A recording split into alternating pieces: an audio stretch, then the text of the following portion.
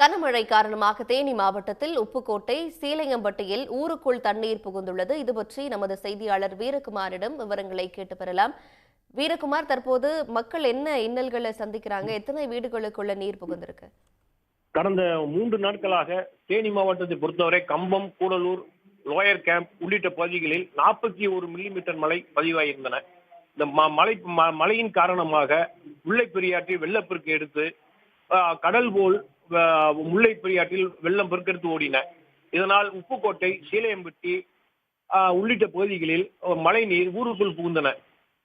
இதனால் மக்கள் அன்றாட வாழ்க்கை பாதிக்கப்பட்டன. மேலும் உப்புக்கோட்டையிலிருந்து தேனி செல்லும் சாலையிலும் மழைநீர் பெருக்கெடுத்து ஓடுவதால் வாகன ஓட்டிகள் மிகவும் சிரமத்துக்கு உள்ளாகி வருகின்றனர். தொடர்ந்து மழைநீர் அதிகரித்து வருவதால் வருவாய்த்துறையினரும் உப்புக்கோட்டை பேரூராட்சி நிர்வாகமும் மழை நீரில் ஆறு நடந்து செல்ல வேண்டாம், கடக்க வேண்டாம் என எச்சரித்து வருகின்றனர். மேலதிக விவரங்களுக்கு நன்றி வீரகுமார்.